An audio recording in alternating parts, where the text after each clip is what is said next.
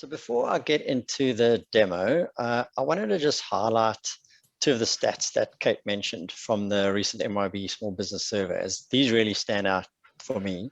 And the first is that 53% of respondents support mandating B2B e-invoicing.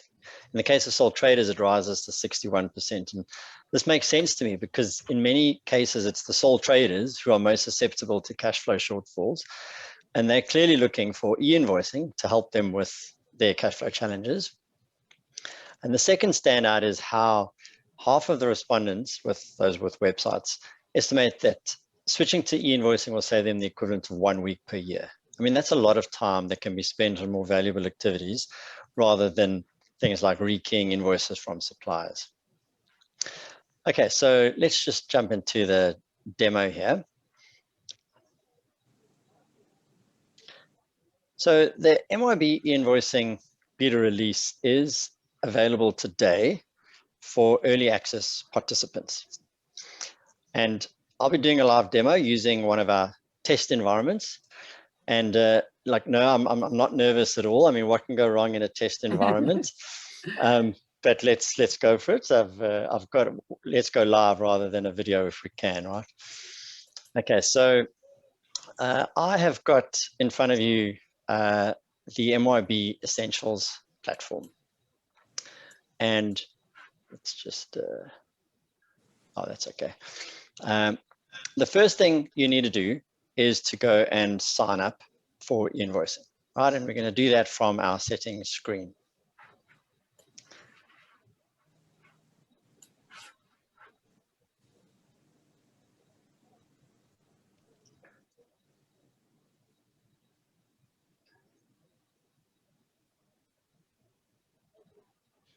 All right, so on this e-invoicing tab, there is a sign up button.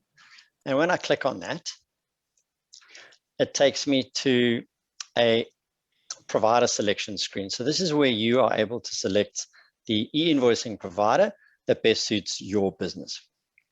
If I click on Lucaplus, I see a page with more detail, right, about the Lucaplus service. And if you're not alone or you're not alone late at night, then you can watch the video all about the terrifying invoicing monster that e-invoicing will be slaying. All right. So I want to go sign up. I click on this Learn More button. And this is where I complete the short sign up process. I can select my plan. Lucaplus offers a few plans there. And this sign-up process includes a verification of your, like an identity verification of your organization, for example, through a bank statement or a tax return. And this identity verification is an important step as it ensures that invoices, as Mark mentioned, that invoices are sent and received by the intended party. So it's making it much harder to spoof than using an email address. And that's why improved security is always listed as such a key benefit of e-invoicing. And given Lucaplus is an accredited PEPL access point, you can be sure your data is secure. And yeah, for those that aren't aware, look, Mark mentioned it, but PEPL is the e-invoicing messaging standard that has been adopted in Australia and New Zealand. So it's not about infrastructure, it's mostly about messaging standard. All right. So once I have signed up to my provider, then I want to go and send my first invoice. And before I go ahead and do that, I need to capture certain information about my business, about my customer that I'm sending my invoice to. So in this case, I'm going to be sending an e-invoice to ANZ Stationery Supplies. Right, so let me pop into that contact record. And the most important thing to make sure of is that I have captured the valid ABN, an ABN for my customer. The routing through PEPL is mostly done through ABN in Australia and NZBN in New Zealand.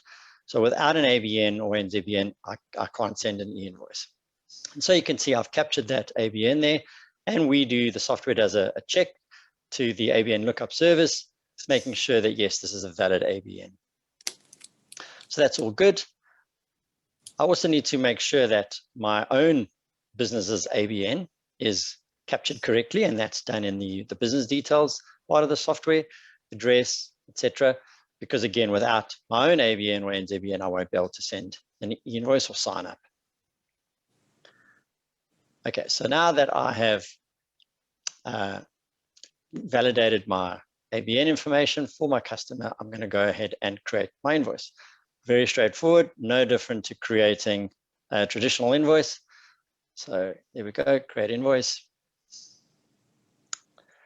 And obviously I need to first select my customer, which is ANZ Stationery Supplies. And again, our software pulls in a little status indicator there showing me that yes, the ABN that I'd captured is still valid. It's doing the real-time lookup, and that's the important one there. So in this case, let's say I am doing some refurbishment work for their air cons.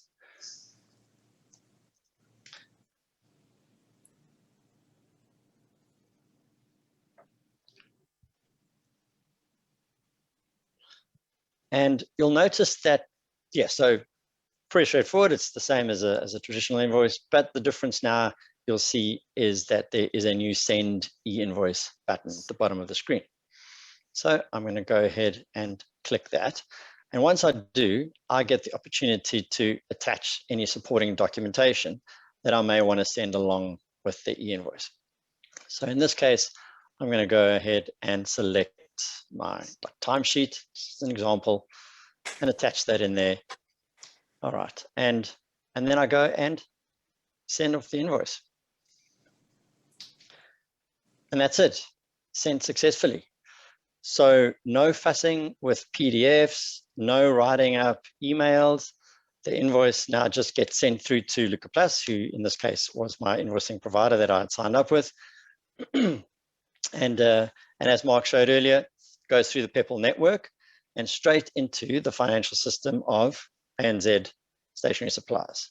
Okay, they contacted me, they let me know they can receive invoices, and yes, so it's been routed through to their system. Now, if the recipient is a government department, then the beauty of an e-invoice is that their ERP can automatically validate the details against their purchase order and almost instantly flag it for approval to be paid. And that's why they are able to pay off e-invoices within that 5 days. You'll also be able to see the delivery and activity status of your e-invoice as it moves through your customer's financial system, and that's what this activity column will show. And in fact, that's what we're working on as we speak. All right, so let's jump back here to the slide. So as I mentioned earlier, right, like what I've just demoed is available for our e-invoicing early access participants. So if you use MYB Account Right or MYB Essentials and you supply to government agencies, then yeah, please sign up. That's the URL above there. And if you're not already an MYB user, then I've also actually got some great news. It was touched on earlier, but for those of you that are based in Victoria, the Victorian government has launched the small business, what they're calling digital adaptation program. And that's designed to assist sole traders, micro and small Victorian businesses to adapt to a digital operating environment. Programs will support customers taking up new software or extending their use of existing software, like in the case of e-invoicing. So eligible businesses will receive a rebate of $1,200 against products from certain suppliers, and MYB is one of these suppliers. So registered businesses will also be able to participate in free digital adaptation workshops and seminars offered through to the end of March 2021. So your first step is to determine if you qualify for this rebate and sign up for MYB. And as more organizations are able to receive e-invoices, then you'll be ready to take advantage directly through the MYOB software. So I think, yeah, Daniela, I think we've got some questions that were sent earlier. Yes, I do. Just one moment. Yep. I think I've got them over here. Yes, fantastic. Thank you for that. Very insightful there, Clinton, and particularly about navigating through the app itself.